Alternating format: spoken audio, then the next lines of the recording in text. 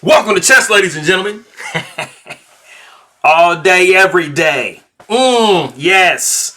For those of you out there who are not 49ers fans, I feel sorry for you. You need to come over to the right team. But yeah, man, I realize wearing this hat like this, I look like a guy named Fred Durst from the band Limp Bizkit. For those of you that have heard the music, you'll know what I'm talking about.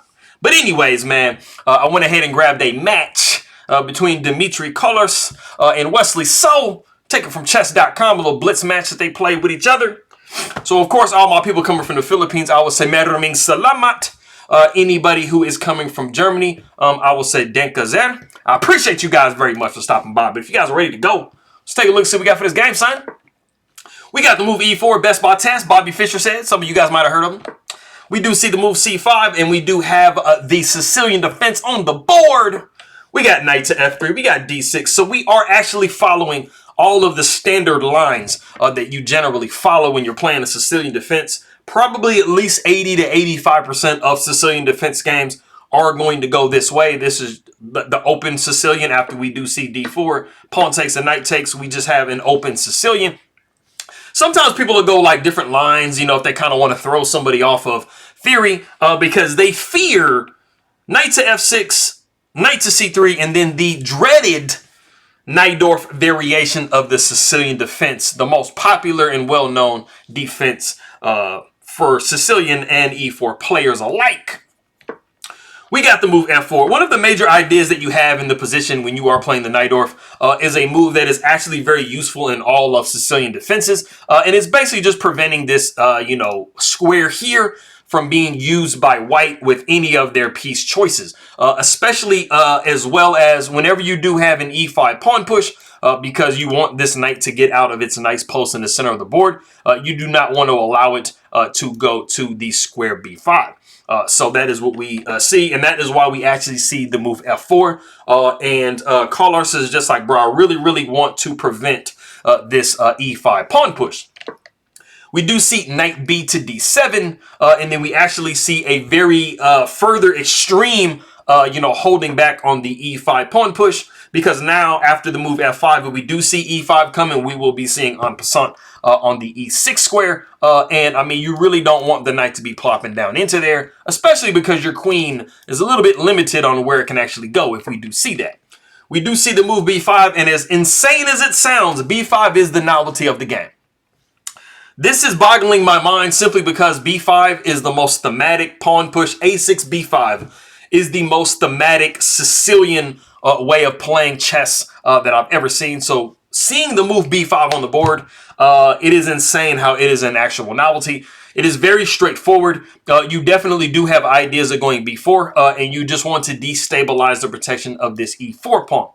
So in light of that, we do see bishop to d3. We got the move bishop to b7. Like I said, those b4 ideas are very strong.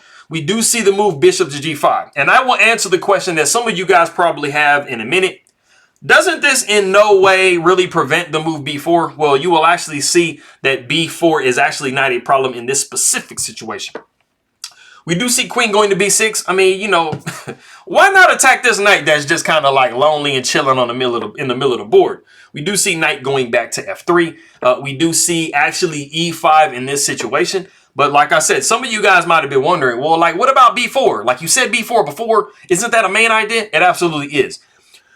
Generally, it is an idea, and it can cause you some problems, so much so that you'll see, players on the white side actually go a3 just to specifically prevent b4. But in this position, you actually have a nice in-between move.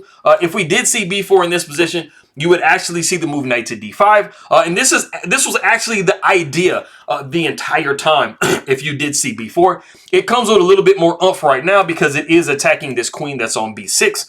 So it is very forcing. But like I said, we do not see that. We see the move e5. And then we do see the en passant that I mentioned earlier. Pawn takes e6, pawn takes e6. We do see queen going to e2. Black definitely in this position here needed to find a way to free their bishop. G6 was actually a very legitimate move as well in this position. But I mean, as black, you are not necessarily wanting to castle queenside. That's not as common of a thing. So you definitely want to get this bishop out of the way so that you can castle kingside. But like I said, we did see this move going up to queen to e2. We got the rook going over to c8. Always going to be a move that you see in a Sicilian. We do see bishop going back to e3. Why not attack this queen, man? I mean, we don't like queens if they're on the opposite side of the board. So the queen does go to a5, and then we do see castles by white. And the interesting points that you would want to pay attention to if you are black, or if you're white going to try to attack black, is these pawns right here. As you guys know who play against the Sicilian defense, d6 is always a very big focal point for you. And due to the nature of this situation, e6 is actually a big focal point too. You are thinking of some knight to g5s attacking the pawn, or just simply plopping yourself down into the e6 square, because definitely it can become an issue, especially if you develop this bishop and this g7 pawn is a little bit weak. We do see bishop to e7. We got a3. It's this situation that we don't necessarily want a b4 pawn push to be made. We do see knight going to g4, and then we see the idea that I was mentioning before with the knight to g5. e6 is very tender as a square, and also because the pawn is right there chilling. We do see knight taking e3. We got queen going taking e3, and then we actually do see b4 in this position here. And we actually have it is a nice move by Kollars. The thing about it is, it definitely gives black just a little bit of an advantage, but it is very, very sharp, and you have to actually play very, very accurately if you are black. So that is what we're seeing. We do see the move knight to d5. You've kind of dropped the knight down into a hole in black's position. You absolutely have to take this gift that you have been given. You really don't have a whole lot of other ways that you could play in the position that gives you the chance that pawn takes gives you. So we actually see pawn taking in the position. One of the threats that was kind of lurking in the position that I'll just demonstrate for a second. I'll play like a super duper stupid move that nobody in the world would ever play. And that is the move h6, just to highlight one of the ideas in the position that I think is very interesting. Pawn taking b4, queen going back to d8, and then knight taking e6. With the knight on d5, this is definitely a threat because the rooks are connected. The knight is actually holding that b4 square, so it would force the queen back to d8. It's absolutely best to take on a1 with that queen, but if you did happen to go back to d8, this is what you would be looking at. And this really just highlights what I was talking about up to this point as far as this e6 square being very, very weak. But we do not actually see that because we actually see Wesley So play the correct move, and that is pawn takes d5.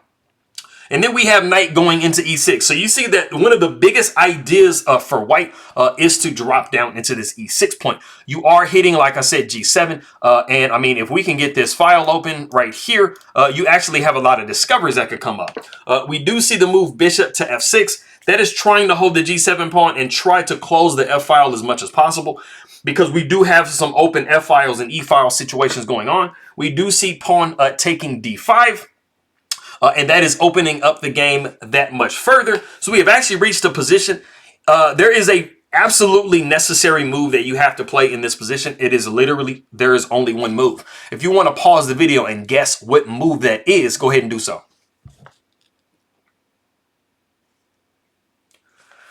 Okay, cool. So, like I said before, the game is way, way too open if you are on the black side. So what you absolutely need to do is you need to try to close it down as much as possible. You guys see that you don't have any pawns that you can do that with.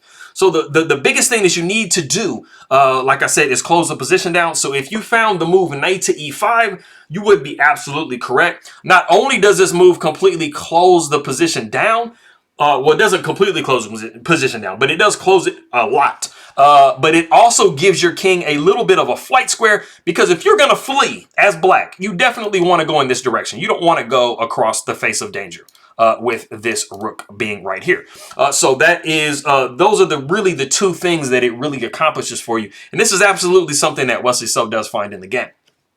And you have to actually be very careful, you know, as black in this position.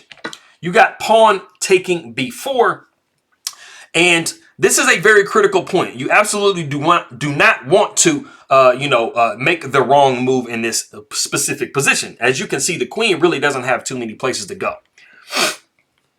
We do see queen taking on d5. Checkmate, right? Like, what are we looking at? Ooh, wait a minute. Yeah, black is doing actually pretty good in this specific position. They are putting a crazy amount of pressure on the g2 square.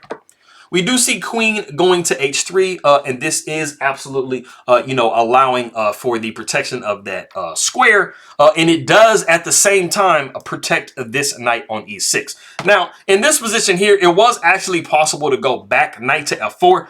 The knight is actually really, really nicely placed in the center of the board with this pawn, so there's not a way to dislodge it and take advantage of the discovery, but it does simultaneously protect g2 and attack queen to d5 at the same time. We do see knight taking d3. We got pawn taking d3. And it really, I mean, this position actually looks really, really good for white, even though they are down the piece. Flipping the board here, I mean, you kind of look at the position if you're from the black side. I mean, even though it literally says that black is doing crazy good in this position, I mean, if you are black, I mean, kind of look at the position, though. I mean, this rook is going to be coming in. I mean, you're looking at some discoveries, possibly. I mean, where is your king going? So, I mean, you got to be absolutely fearless to play this position, and that's what Wesley So was in this game. He just said, I don't care about none of that stuff, dog. Like, I mean, I'm like a computer somewhat. And then we actually do see the move rook to c2. And it's like, bro, what is all this meanness about, man? I mean, why are you attacking me, bro? I thought you were supposed to be nice, man. Look at all of this, bro. Bam. Bam. Bam. And the rook can come over here like this. Anyways, we do see knight going down to f4, and it does serve a really good purpose in this position too, but black definitely has a Zwischenzug move that they can make, and that is queen to d4 with check. And I just realized Zwischenzug is a German word, so we actually have a lot of German in this game right here. Queen goes to d4 with check. The king slides over. I mean, what else can you do in this position? You got to slide the king over, man. It's like literally the only move. All the other moves just throw pieces away. You don't want to do that. So we do see king going to h1. We got castles. I mean, Wesley So just says, bro, I'm going to just be calm and cool as a cucumber, and I'm just going to castle, bro. Like, I'm good. I got like an extra piece. You're under attack. I mean, I'm good to go, bro. We do see rook a to c1. And the unfortunate thing about this move is it's actually one of the worst moves in the position. It deflects your own self away from your piece. You now have a problem of rook taking c1 and then rook taking c1, which is actually what we see in the game. Rook takes, queen takes d4, f4, and you are absolutely down 2 entire pieces now. It is in this position that Kollars does resign the game. You can't go forward. I mean, you can't play this against anybody, man. Not even just the average player. Like, they're gonna make you pay. But like I said, that is literally what rook a to c1 did.